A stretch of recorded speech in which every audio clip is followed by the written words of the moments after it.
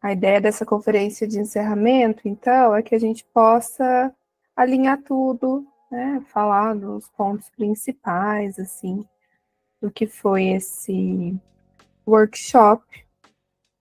Então, temos um apoio visual, como sempre, já está aqui disponível para vocês.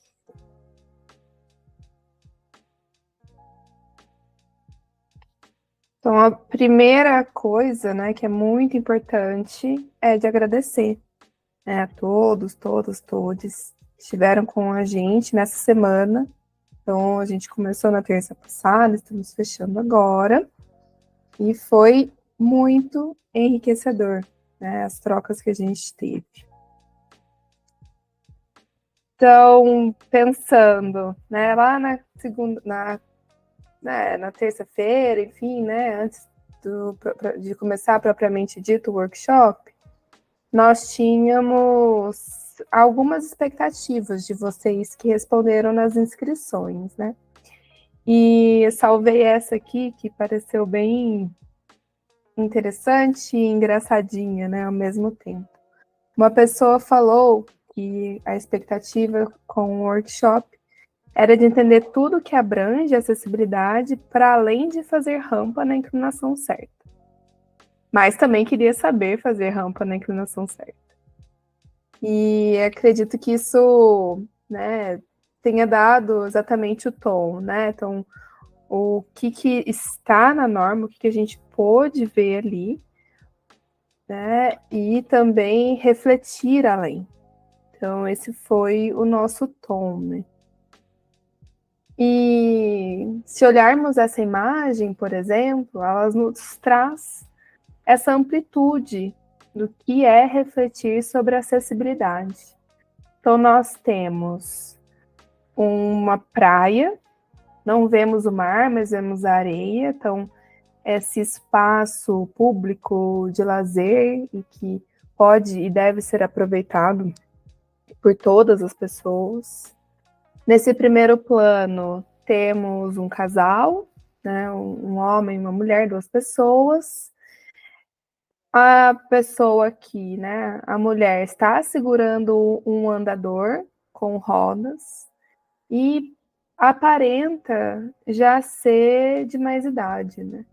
Então, ela sintetiza essa noção do ter um equipamento para auxiliar uma locomoção, uma pessoa com mobilidade reduzida, mas que é um processo natural do nosso envelhecimento enquanto humanos, e existir uma possibilidade de circulação, né?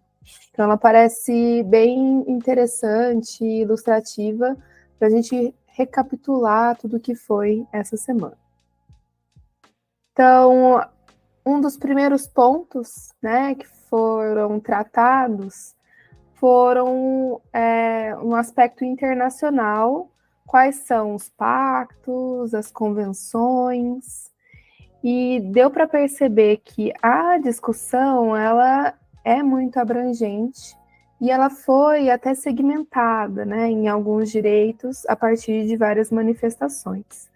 Então, em 66, a Ana trouxe o Pacto Internacional dos Direitos Civis e Políticos, também o Pacto Internacional dos Direitos Econômicos, Sociais e Culturais. Corta para 40 anos depois, em 2006, aí vai ter a Convenção sobre os Direitos da Pessoa com Deficiência, né, esse recorte já necessário. E aí, ainda 9 anos depois, a Convenção Interamericana sobre os Direitos da Pessoa Idosa, que faz todo sentido a gente pensar, né, num todo. Nacionalmente, no Brasil, em 88 é que existe, né, então a Constituição Federal vai resguardar esses direitos. Em 2002, isso vai ser incluído no Código Civil. E em 2015, vai ser feito o Estatuto da Pessoa com Deficiência. Só que a gente já viu, né, que antes, em 85, foi a primeira versão da NBR 9050. Mas um ponto que é importante, a gente precisa sair daqui sabendo, então, né? Além da inclinação correta da rampa, que é entre 5% e 8,33%, é o que é uma pessoa com deficiência. Esse é o termo correto a ser utilizado e é possível encontrar, né, algumas definições distintas.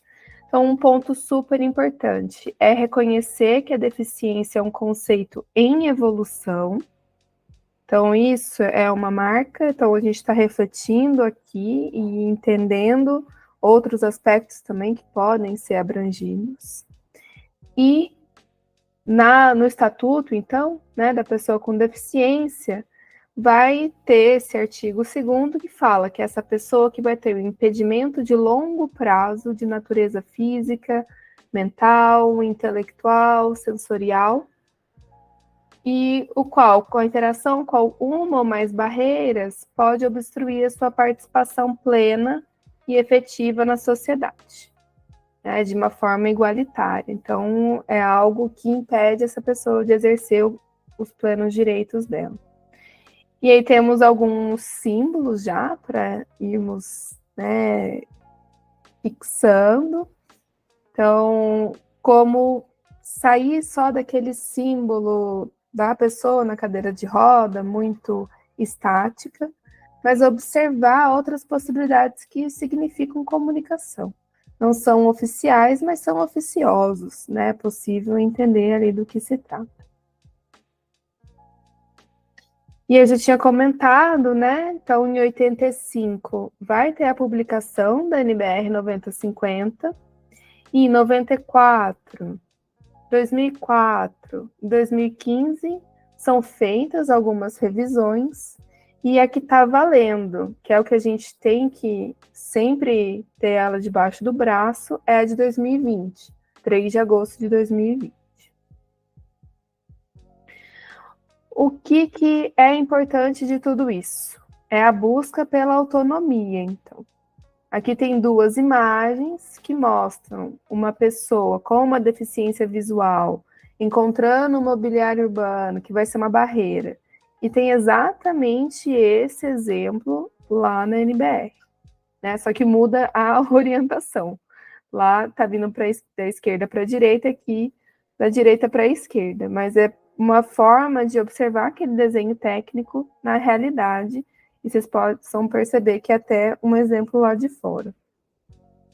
E no lado direito tem um grupo de amigos tomando uma cerveja, curtindo a vida, e uma dessas pessoas está usando uma prótese, né? Uma prótese ali na perna esquerda também, né?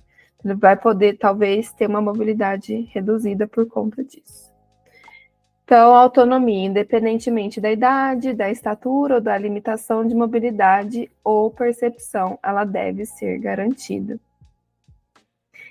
E aí, a norma, ela também vai trabalhar com as pessoas com mobilidade reduzida. Então, essas pessoas, tem algumas imagens aqui, esse foi um slide que eu reciclei da apresentação da Ana, lá na conferência de abertura, que, né, o que é a pessoa com mobilidade reduzida? Aquela que tenha, por qualquer motivo, dificuldade de movimentação, seja permanente ou temporária, gerando uma redução efetiva da mobilidade, da flexibilidade, da coordenação motora ou da percepção também, que vai incluir o idoso, gestante, lactante, pessoa com criança de colo e obeso. Então, isso apareceu bastante, né? Inclusive, na nossa visita técnica, tinha uma moradora que estava com a perna enfaixada, né? Teve alguma questão ali, estava com uma dificuldade de caminhar. E isso acontece com a gente, super fácil. E como que já atrapalha, né, ter essas barreiras, esses obstáculos.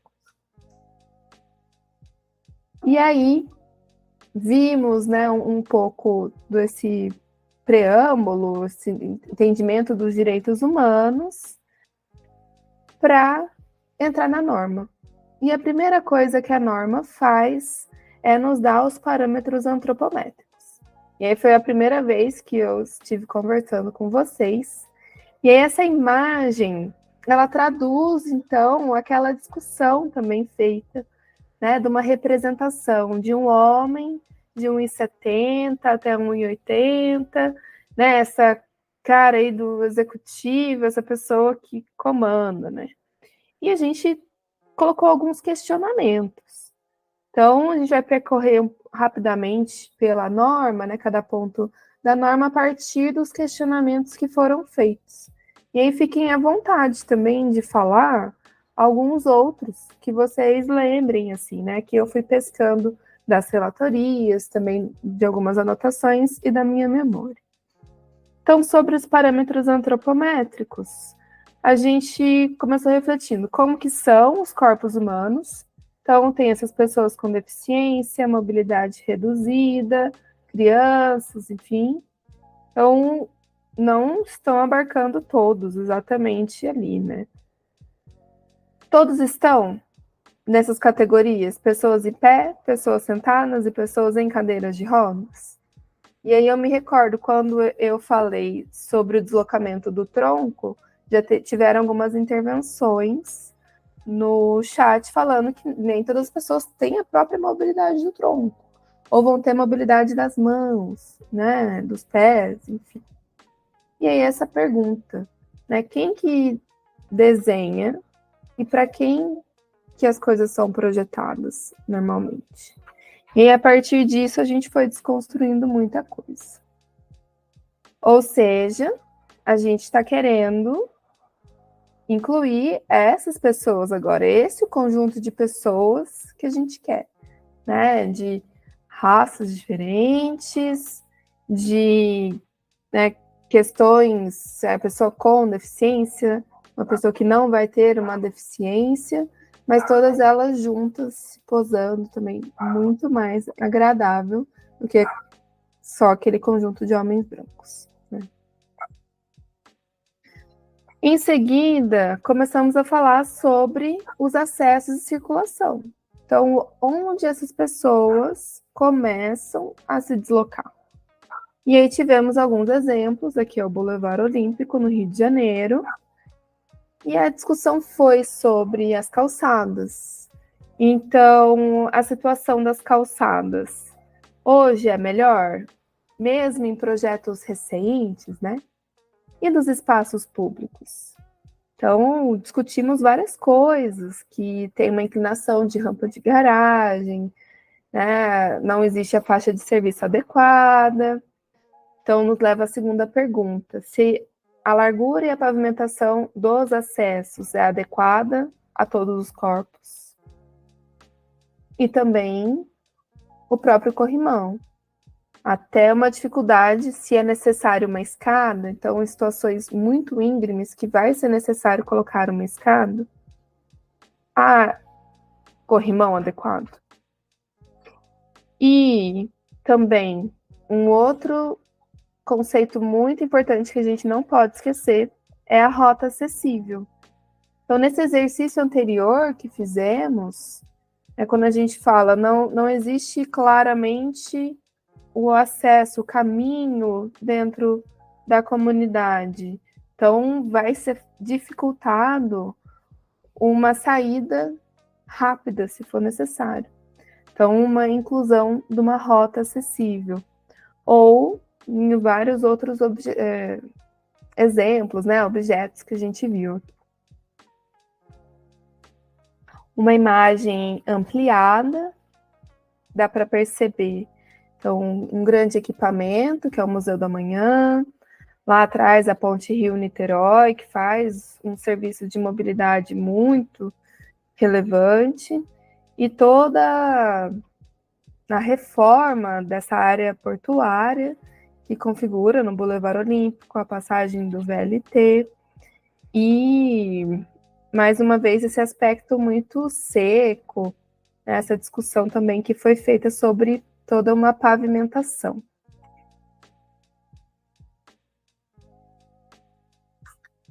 Outro ponto abordado foi a informação e sinalização. E aqui dois exemplos, né? Esse primeiro é o símbolo antigo da pessoa com deficiência, e essa é uma imagem retirada, né, já um pouco desgastada, que fica numa vaga de garagem, né? Então, tem essas porcentagens também de vagas, toda essa distribuição que é importante, e esse símbolo já identifica, assim como o símbolo de idoso, gestante. Então, a gente fez algumas perguntas.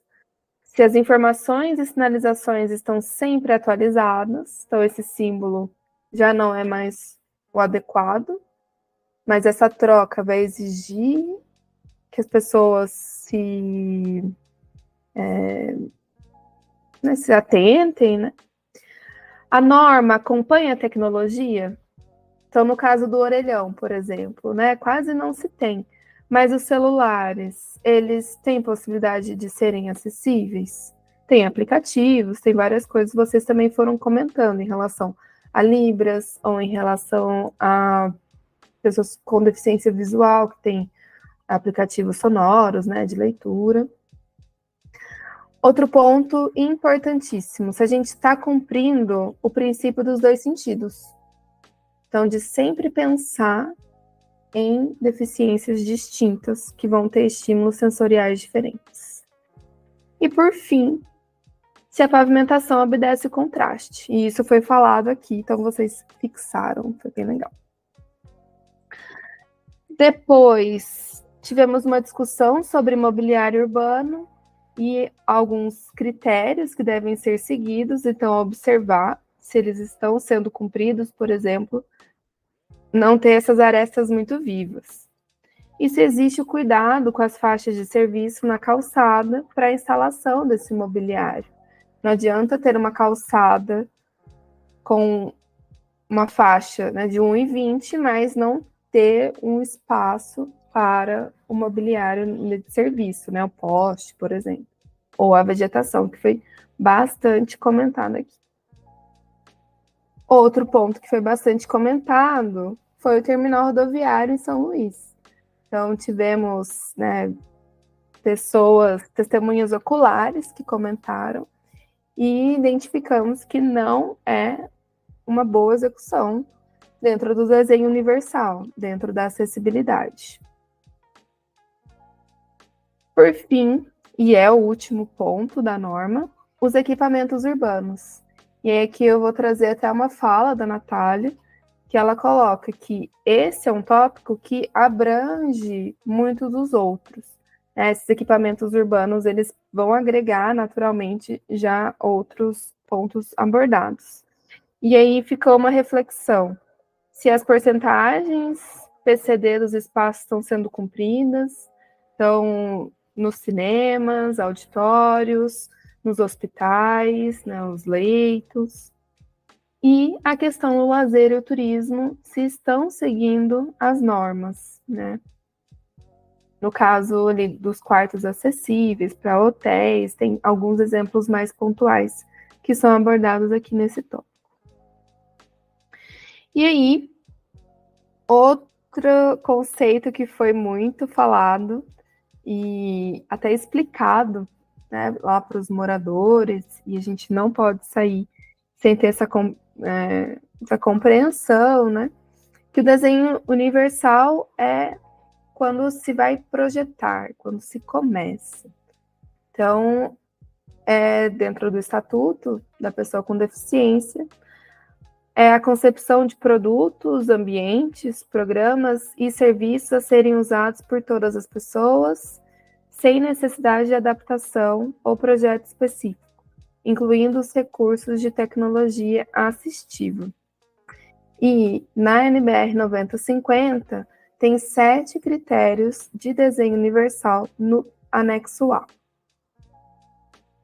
Então, como que a gente pode pensar em desenho universal nesses outros lugares que conversamos de sábado para cá, né? Esses locais que já são os locais periféricos e desassistidos. Então, aqui um exemplo bem interessante da reurbanização da favela do Sapé, em São Paulo, e foi necessária a remoção de muitas das habitações super precárias, barracos, que estavam muito próximos do córrego do Sapé, ou até sobrepostos. Então, foi feita essa obra. A gente pode questionar se deveria ter feito uma retificação ou não, enfim, mas... E também a própria qualidade da edificação desses prédios, mas eu gostaria que vocês olhassem para esse canto inferior direito, que tem uma rampa. E essa rampa está, então, na inclinação adequada. Então, um projeto novo de intervenção em área de risco, intervenção de favela, e prezou pelo desenho universal. Aqui numa vista um pouco mais afastada, então, ao longo desse córrego foram feitas áreas de remoção e áreas de permanência das casas, muitas vezes autoconstruídas, mas percebam que teve um nivelamento da pavimentação de acesso, uma ampliação de espaços de lazer, todo um posteamento, né? Então, vários desses pontos de mobiliário urbano, de micro acessibilidade foram incorporados aqui nesse projeto, e ele é um projeto de 2014, a conclusão. Agora, um outro exemplo, né, que pode ser incorporado nos projetos é pensar em áreas de playground ou parquinhos, né? Coloquei playground porque é lá dos Estados Unidos esse exemplo. Não achei imagens tão legais assim aqui no Brasil, apesar de existir, saber que tem algumas intervenções em APAI, por exemplo, mas que dá para observar a diferenciação de piso, né, que é mais fácil de transitar, e as cadeiras são mais robustas para diferentes tipos de crianças e também os seus responsáveis estarem juntos. E aí, o que seria, então, a adaptação razoável? Se o desenho universal é para algo novo, a adaptação razoável são modificações, ajustes necessários e adequados, que não vão... elas são fáceis de serem incorporadas e vão assegurar que a pessoa com deficiência possa exercer essa igualdade de condições. Então, é nessa chave que a Natália começou, né, o dia de hoje, falando da microacessibilidade, por exemplo, que vai ser a estratégia que a gente apontou no exercício, e para pensar em muitos casos, né, numa cidade formal, numa cidade informal. Então, um exemplo em Belo Horizonte, no Alto Vera Cruz, né, um dos complexos lá, e vejam que à direita tem esse caso da inserção de uma escada com os degraus confortáveis, né, seguindo a regra de Blondel, e o corrimão. Então, pode parecer, né, que seja uma coisa muito simplória, mas fazer um degrau confortável também é uma questão de acessibilidade. E aí, a gente já encaminha para um momento de reflexão aqui, né, de um espaço que começamos, visitamos, né, vimos vários ambientes, que é o Sesc Pompeia, e uma outra visada, então, desse galpão, espaço de exposição. E lá na segunda-feira, lá na terça-feira, a nossa conversa, ela estava em volta de um olhar, assim, estritamente isso está fora da norma, isso está dentro da norma, isso aqui pode ser adaptado ou não, né? Mas a maioria de nós, eu não sou uma pessoa com deficiência, né? Então a gente consegue fazer uma dá uma olhada, né? Então, observa mesmo que a inserção desse rio artificial é belíssima, mas ela pode acarretar uma dificuldade de mobilidade, ou então aquela pontezinha que é feita de pedra. Então, alguns desses exemplos. Só que preparando, né, esse momento aqui, né, fui tentar resgatar e observar outras imagens e achei um comentário sobre essa exposição ainda do Sebastião Salgado, que foi considerada, né, ela teve recursos acessíveis para várias deficiências, então ela cumpriu o princípio dos 2 sentidos e ainda teve, né, numa brincadeira, essa é a Laura, e ela faz, né, algumas visitas, tem o blog dela, enfim, e ela considerou, então, que esse espaço expositivo do SESC Pompeia, para ela, recebeu o selo de acessibilidade, né, quando ela foi fazer a visita. E isso me fez, né, inserir essa questão aqui para a gente fechar o nosso momento refletindo, né? Então, quantos os olhares que a gente teve de colaboração de pessoas com deficiência, sem deficiência, que estiveram aqui no curso, situações de mobilidade reduzida e como que é importante mesmo a gente conhecer e procurar também outras pessoas, né, que vão fazer esse tipo de comunicação. Então fica aqui o convite para vocês encherem o feed do Instagram, né, procurar pessoas com deficiência, para que isso fique cada vez mais parte do nosso dia a dia, que o que elas estejam trazendo também se junte com o que vocês vivenciaram aqui, com o que a gente foi descrevendo, né, e construindo juntos também nesse caderno de diretriz. E trouxe, assim como lá no começo, uma frase da expectativa, 2 excertinhos do que vocês nos comunicaram ainda nesse último formulário. Então, que esse workshop foi um lembrete importante, que nem tudo o que é ensinado se aplica na prática. E como detentores de conhecimento, devemos ter consciência do público-alvo de nossas produções. Então, observar a área, entender quem está ali vivendo, isso é muito importante. Não só sair rasando tudo, que está cumprindo a norma, mas entender os porquês disso também. E uma outra partezinha, né, um excerto, foi que o evento trouxe uma perspectiva diferente de acessibilidade. Esperava que fosse mais teórico, porém trouxe alguns pontos que me chamaram a atenção. Achei super válida a participação, poder compartilhar um pouco do conhecimento e ouvir o outro compartilhar experiências é ótimo para evoluir profissionalmente.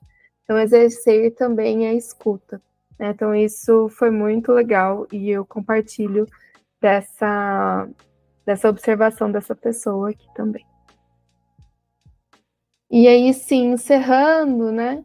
Uma última observação de que, assim como os conceitos estão sempre em construção, também estão os nossos movimentos, né? Então, uma representação aqui do que foi estarmos juntos, né? A gente teve informações novas, teve pessoas com experiências, e a gente conseguiu juntar tudo isso ao longo desse processo que continua.